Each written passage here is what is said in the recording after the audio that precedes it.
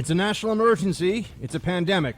The country is increasingly on lockdown. I will walk you through everything that is going on right now, what we are facing, what we should expect. Also, in case anybody cares, there was a Democratic debate last night. A little bit of that and some other things, too, coming up.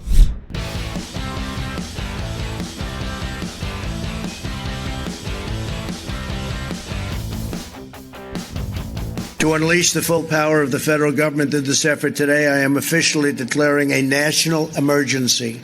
Two very big words. The action I am taking will open up access to up to $50 billion of very important and a large amount of money for states and territories and localities in our shared fight against this disease.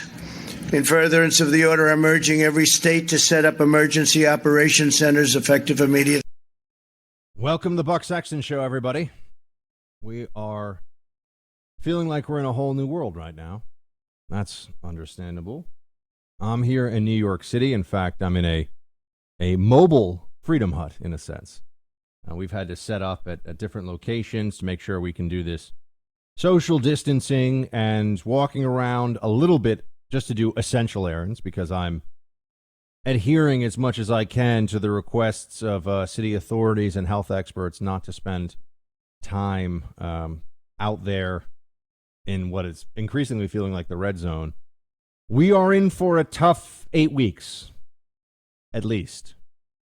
I'm hoping that within the next 2 to 3 weeks, people will realize that this is manageable, but we are in for a tough period here. There's no question about that. You have cities across the country now, Los Angeles, New York, about to or already having decided that restaurants need to shut down. Public places need to close their doors. Market got absolutely crushed as soon as it opened this morning. We're in a tough spot.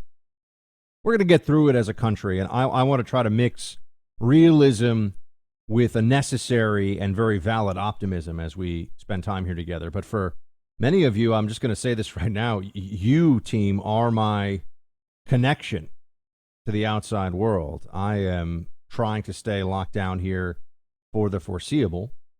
So this show, behind the walls of a building that is increasingly surrounded by people who are trying to avoid even being on the street, this show will be my outreach to the rest of the world.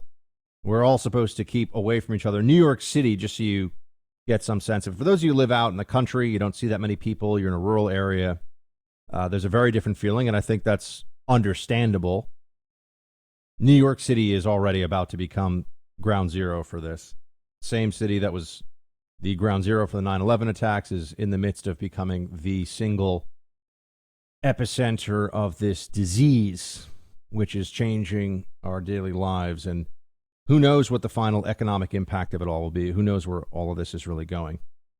At this point, all I can tell you is we've got to come together as a country and do everything that we can to help each other, try to mitigate the risks to our economy, to businesses, try to do whatever we can to assist. And this is Trump's war now. You know, you are seeing wartime Trump. There's no way around it. This is what his entire administration will be judged on. And I have all these updates for you on what's happening. It was definitely unsettling over the weekend as more information came in about the shutdowns. And that's something that you can't ignore easily, because everyone understands that these restaurants that are getting closed, movie theaters are being closed, bars are shut down. Now, there were some people that were a bit defiant about this over the weekend. There were those who, for example, down in New Orleans, wonderful town that I'm quite fond of and hope to get back to very soon. Some people in New Orleans were out there on the streets enjoying themselves. And look, I understand for people there's a risk calculation that has to be done here. There's a what's acceptable for each individual. But then there's also what's acceptable as community risk, because this is about health beyond just every individual. This is about the risk to anyone that you come across, even if you don't have symptoms. Here is the New Orleans police making the rounds on Bourbon Street down in New Orleans and talking about or telling people that they gotta go home. You can't be out here in the streets. You can't be drinking. Here's what they had to say. Play 21.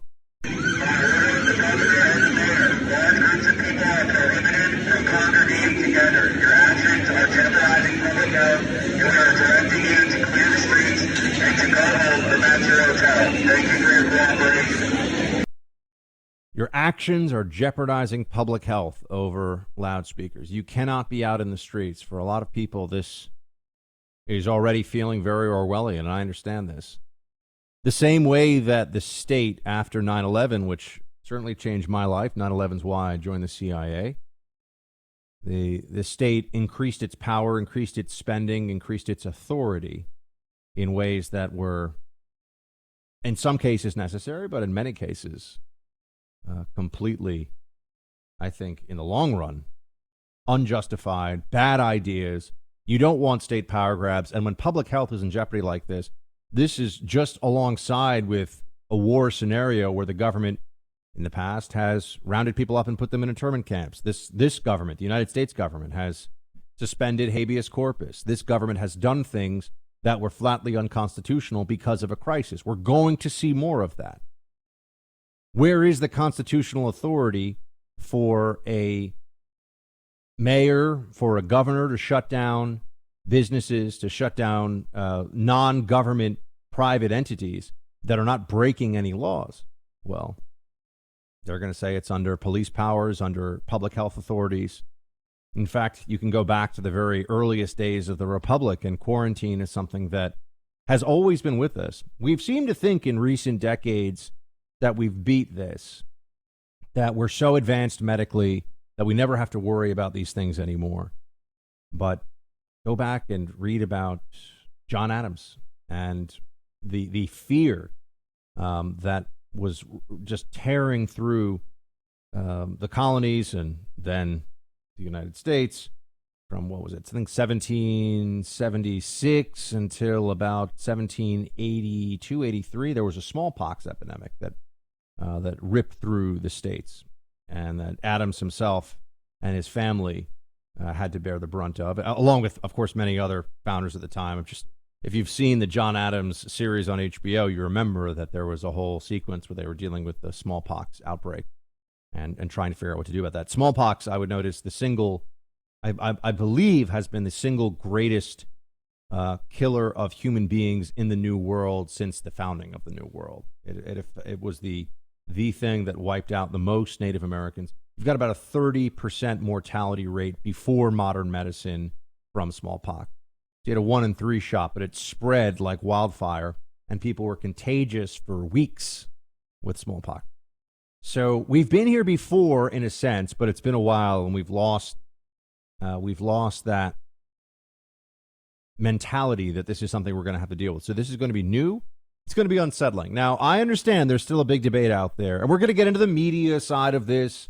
The media is such a disgrace when it comes to this. Not all of them. Some people are taking this seriously. Some people who are journalists recognize that their family members, their loved ones are also, in the line of fire here. They understand that this is an all-hands-on-deck situation and that there's plenty of time. We have an election coming up. Anyone who feels the need to blame Trump unnecessarily right now is a disgrace, dishonorable, and just completely childish.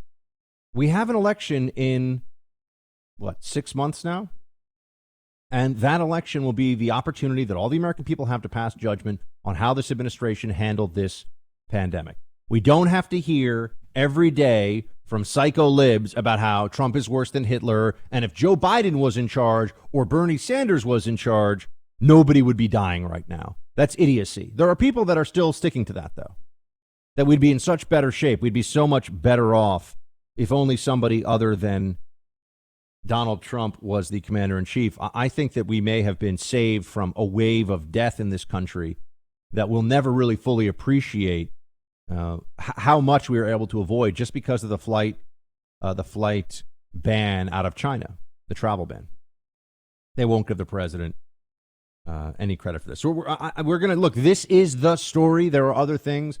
I was on when I say self-quarantine, by the way, referring to myself, just understand, I have not been, and, God forbid, and say a prayer for me, I'm saying prayers for all of you. I've not been in contact with anybody confirmed to have coronavirus. So I'm not in self-quarantine because I feel I have to be. But we're being told in New York City that you got to stay indoors right now. If you can, go out for groceries. I'm going to talk about that, by the way, because, we're not allowed to do a lot of things. But you go into a grocery store around here and you're shoulder to shoulder with hundreds of people. Coughing, sneezing, close quarters. Not good. So I'm trying to say, but I'm not self-quarantining because I have to. I'm semi-quarantined, if you will, like millions of other New Yorkers are now, working from home, doing everything that I can to help limit the spread of this, as we all are. So this is going to be something that we're on for a while now, for my friends. This is like the quarantine freedom hut, if you will. I mean, we are going to continue to talk to each other. The show will continue as I promised you it would, as normal. But this is a story that will continue on for at least weeks, probably months, similar to if we were fighting a major war against a foreign country. That's how much focus it will get. That's how much attention will be on this. Those of you who think that this is all still overblown, because I'm hearing from some of you. In fact, I was getting some criticism from the team over the weekend, and of course I'm reading through. All I have time to do now is research, do these shows, provide you with the best information, and also, look, it's diversion for me, it's diversion for all of us, right? I'll talk to you about what movies and TV shows and things I'm watching here. I cooked a roast tarragon chicken that took hours. I mean, it took like 2.5 hours of cooking to get this thing done. It was amazing. But when you're stuck at home and you can't go out to restaurants, you can't go to a gym, you can't go to church, you can't go to a movie, now's when you start thinking. So we'll talk about things you can do at home as well. I mean, I want this to be the place that all of you can turn to every day now while we're facing this, and not only just get information and updates on everything, but also hopefully I can share some worthwhile thoughts about how we get through this together, and not just on the medical side, but what we're hoping to get on the other side of this. I still am telling you, and I'm going to remind you of this, that there will come a day when I sit down with producer Mark and we're drinking margaritas on the sidewalk in Tribeca, and I'm saying, man, that was tough, but we made it through. God bless America. I'm hoping it'll be May or June. It might not be till September or October, but we will get there. I can assure you of that, and I will keep that in mind as we do this show. But here's where we are. I mean, I have to now get you to some of what this country is facing. And, I think we all have a pretty serious trust in Dr. Anthony Fauci, who's head of CDC. And here's what he is saying as of the weekend. Producer Mark, play 5. And you say, as we heard, that the virus may continue to get worse for another 2 months. There have been estimates of hundreds of thousands of people in the U.S. who could die, or in the worst case scenario, millions. Can you tell the American people that that is possible? It's possible because when you do a model, you have a worst case scenario, the best case scenario. And the reality is how you react to that will depend where you're going to be on that curve. So obviously, we are clearly going to have more infections. There's going to be more problems with regard to morbidity and mortality. The challenge we have right now is how do we blunt that? I've said many times, if you just leave it alone and let the virus to its own devices, it'll go way up and then it'll come down naturally over a period of several weeks. So that's where we are. We're trying to prevent that from happening. Those of you that think that this is overblown, I hope you're right. If we don't see anything in the weeks ahead that justifies this degree, because I was getting your complaints, and I understand some people think that this is still completely exaggerated. The risk is not what we're being led to believe. If that is the case, we also will have time for the great reckoning with the media and with efforts to undo this administration, bring it down because of the pathetic Democrat field they have. They know that they were in bad shape before this. And they also are, very many of them, at least in the media and the Democrat apparatus, the left, they are rooting against the country. That's true. Some more openly than others. Some were celebrating today when you had a Dow at below 21,000. I guess they think that everybody who has a 401k is a bad person and a fat cat that deserves to feel pain. I mean, this is appalling stuff that we are seeing. I hope that those of you who think this is overblown are correct. I'm no longer in the prediction business here. I just don't know. I've been as optimistic about this as I can be in good conscience all along. I continue to be optimistic, but I'm also now telling you that I limit my exposure outdoors for the next few days, maybe the next few weeks, to getting food and tending to family members of mine who can't go out because of their age. That's it. That's what I do. So I hope you're right. I'm not sure where this is going to shake out. We have to take this as seriously as the health authorities are saying for now, and we'll see. But all you have to do is look at what's going on in Italy and what's happening right now in Spain and in France and in the UK, and it's deeply concerning.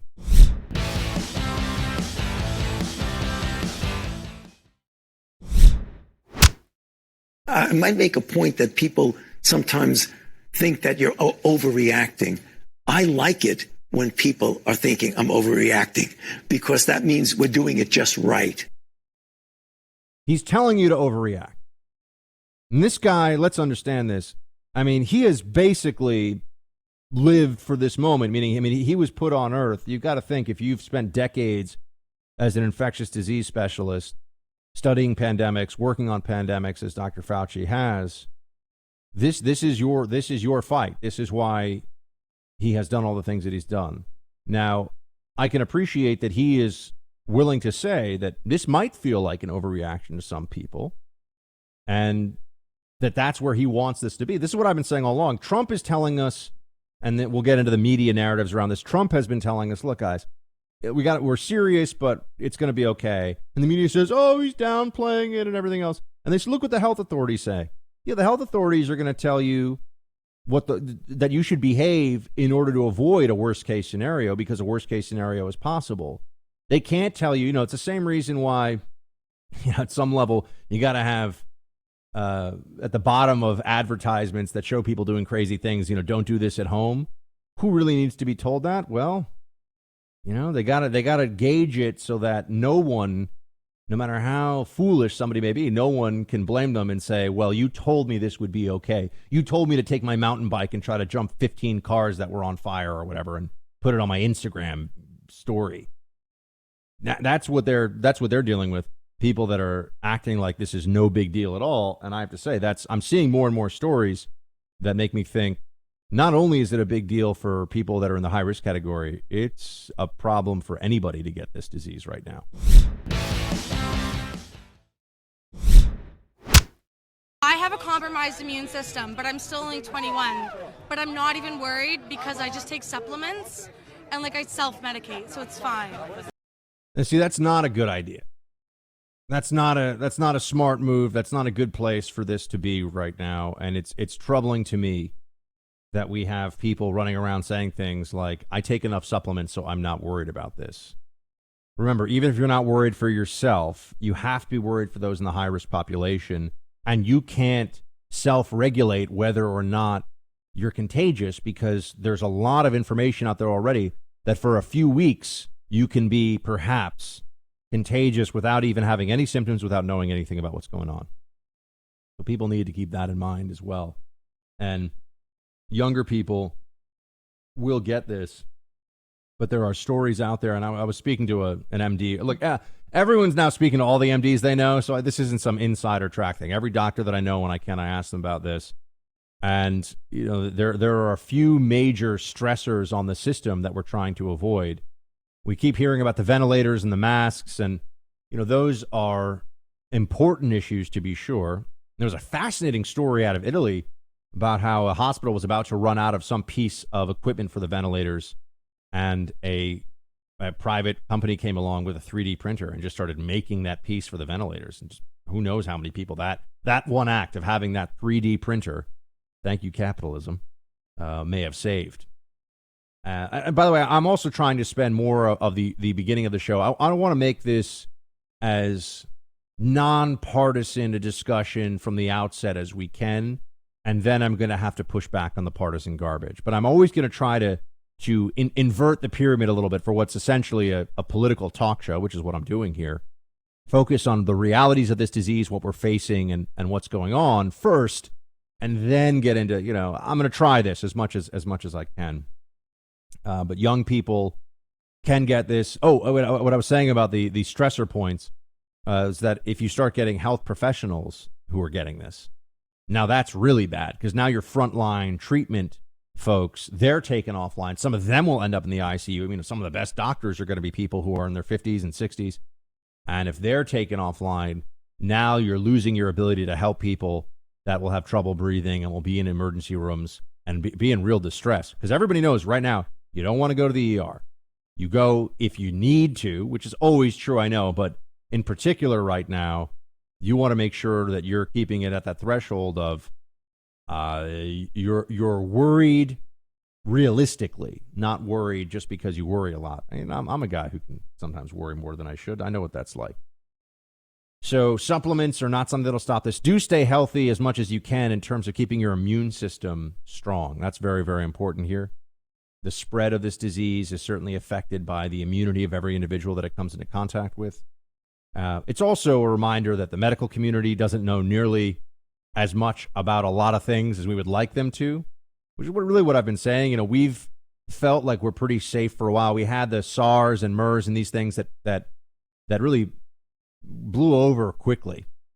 This one doesn't seem like it's going to blow over quickly. And so that's why you have now let me get into the draconian steps, what's going on right now. One of the big ones is the closing of businesses, which I've been talking to you about. And that's going to be tough. I don't really know how that will end up affecting restaurants. They're going to have to keep paying their rent. They got no income. Maybe they can do some takeout business, some pickup business. But it's going to be very hard to meet, their real bread and butter for most places, at least most brick and mortar restaurants in New York City, is going to be dining in the place. Waiters make most of their money off of the servers, make most of their money off of tips. That's going away. And a lot of the big ticket meals, things, people aren't going to order a bottle of wine from a restaurant necessarily, especially if you got some at home already, and they do a huge markup on that. So a lot of the booze, beer, this is how restaurants make money. That's how they stay in business, while maybe making a little tin of chicken tenders for you to take out. By the way, you should do that. I'm not saying that that's not a good idea, not only because chicken tenders are delicious, but also because you need to keep revenue going for places. But there's no way to make up for the loss of revenue that's going on right now in these restaurants. And we keep hearing from the federal government about how they're going to help places pay for what they have to and give them no interest loans and all this. Look, the Fed has basically done all that it can do, and the markets looked at it and said, not good enough. That's concerning. So there's the economic cost of this from these draconian measures. And by the way, I'm calling them draconian not necessarily because, and I think that comes from Draco, a Greek tyrant. I think I'm right about that. I could be wrong. But Dracos, maybe? But the step that's going to get a lot of people, at least here in New York City, really, really concerned, that's just happening right now, is the closing of public schools. Play clip 4. So I regret to have to announce that as of tomorrow, our public schools will be closed. In other words, to all parents who are hearing this now, there is no school tomorrow, and we will be suspending our public schools until after the spring vacation. And I'm going to say this very precisely. We will make a first attempt to restart our schools on Monday, April 20th. But I have to be honest that we're dealing with a lot of unknowns and a lot of challenges.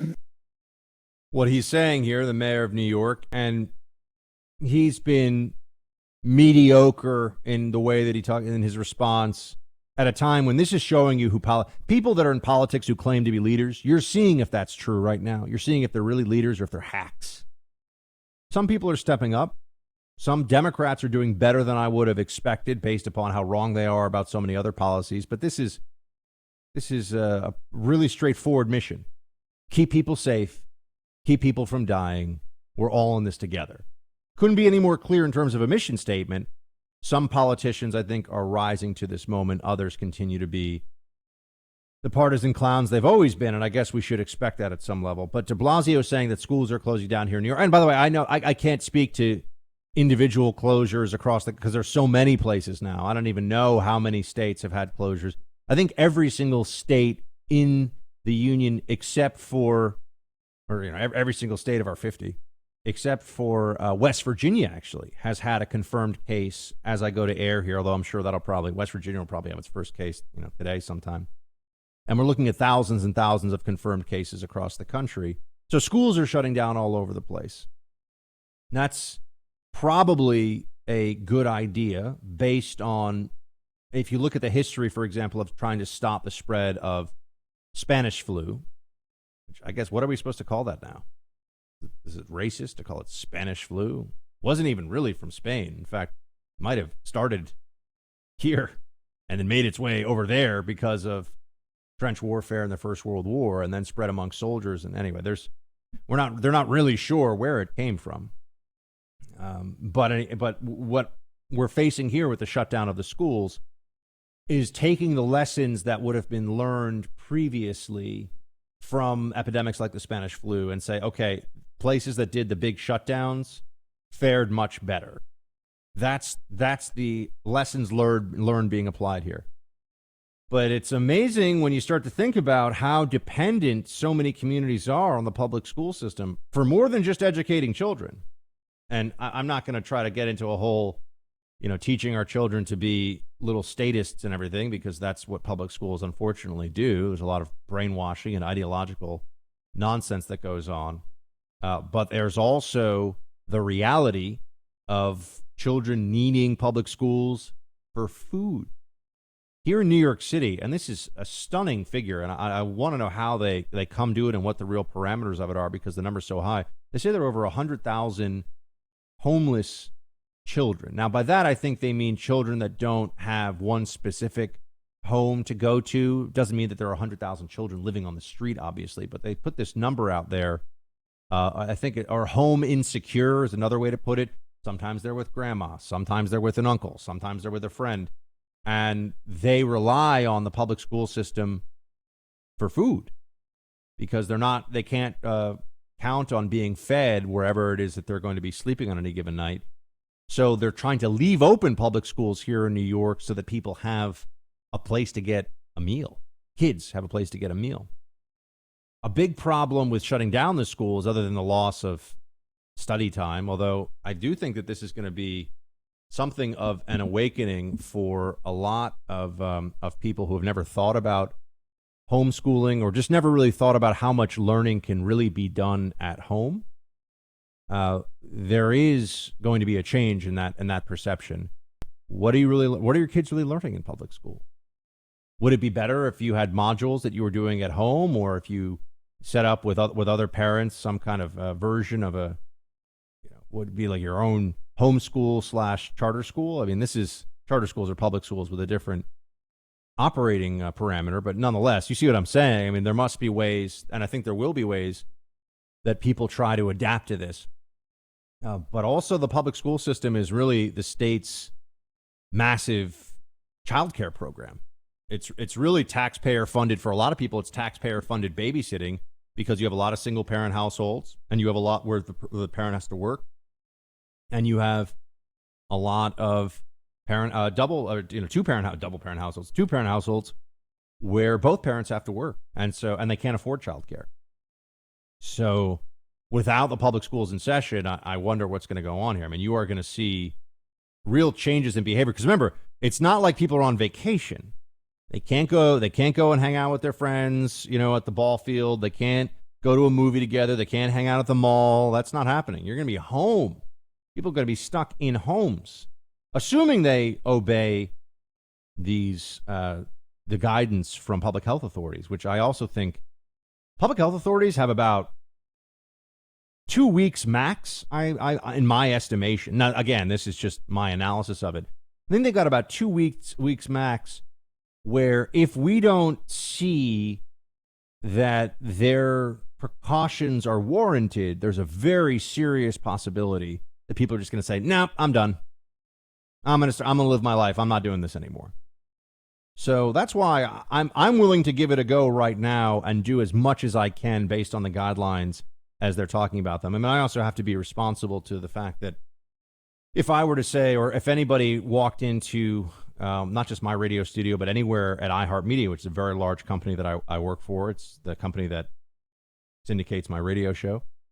If I were to go in, or if anyone were to go in and have Wuhan virus, which I know now there's all these different ways. People that like to say, you can't call it that, call it coronavirus. Well, coronavirus is very nonspecific, and that's not going to be the eventual term that I think we end up using. If you want to be scientifically correct, they call it SARS-CoV-2.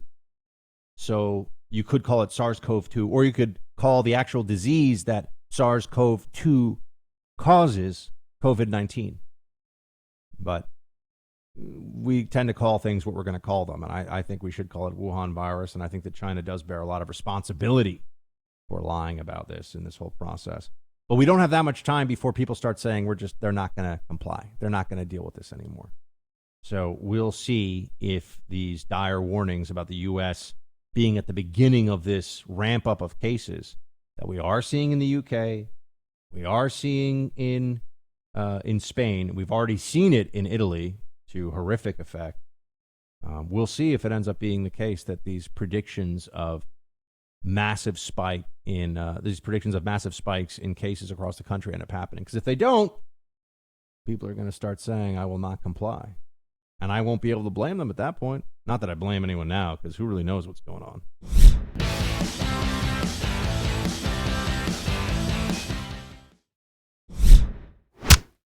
With regard to testing, as we expand testing, we're so pleased that Congress joined with our administration to make sure that cost is never going to be a barrier to anyone getting a coronavirus test. As you recall, several weeks ago, the president directed a change in our Medicare and Medicaid programs to ensure that coronavirus testing was included. Health insurers were brought in. They all agreed to waive copays, but because of the good bipartisan work done in the House of Representatives, now all coronavirus testing is free, and it's free for every American, including uninsured Americans. And we continue to urge passage of the legislation that will be considered by the Senate this week. It's a good idea. Government doing some things right, it seems here. Yeah, you should make this corona test free. Keep in mind, when we start, the war analogy here is useful because you think about how much we spend on firing a few cruise missiles at a Taliban encampment somewhere in Afghanistan. Don't get me started on why we're still fighting that war. But think about how that money will just get spent, and everyone will say, yeah, well, that's necessary for U.S. national security. If testing is very expensive, if testing turns out to be a very expensive proposition, it's worth it. And I think we all have to accept that. I think we all have to understand that knowing who has this to the degree that we can is very useful to its containment. And team, I also want to hear a lot from you all across the country. We're going to be doing obviously roll call every day as we always do. I am trying to find a way, and I might just do it myself. I might just get the gear so that I could start having you call in and leave a message for the show, and we'll play them on air. We're working on that too, because I want this to be an ongoing conversation between all of us. We're in this together, but we're also seeing different policies, different levels of outbreak all across the country. And this show, well, certainly digitally, you can always listen to the iHeart app. You can listen anywhere in the country, really anywhere in the world you have internet. But on terrestrial radio, we're in, I can think of maybe a handful of small states that we don't have an affiliate station in, but I can't even name them off the top of my head. So we're all over the country. I want to hear from all of you what's going on where you are. How are you feeling? I'll tell you about my firsthand experiences here in New York, where, I spend a lot of time still. I live in Midtown Manhattan, so I live right in the middle of this whole mess of the 5 boroughs of the biggest city in the country. And it was quiet this weekend. There were not a lot of people on the street. It felt like I was in a different city. And the only place where you felt like there was a lot of activity were the grocery stores. And then you see the buying habits of people under duress. And I'm somebody who's been an advocate for preparedness in the past. I've had preparedness sponsors that I'm very thankful for because, those were good moves. If people took me up on the opportunity to get prepared and stored up for an uncertain situation like this. But I want us all to share our firsthand and what we're seeing and what we're feeling and talking about here, because this is the big one, my friends. This is going to take some time to work through.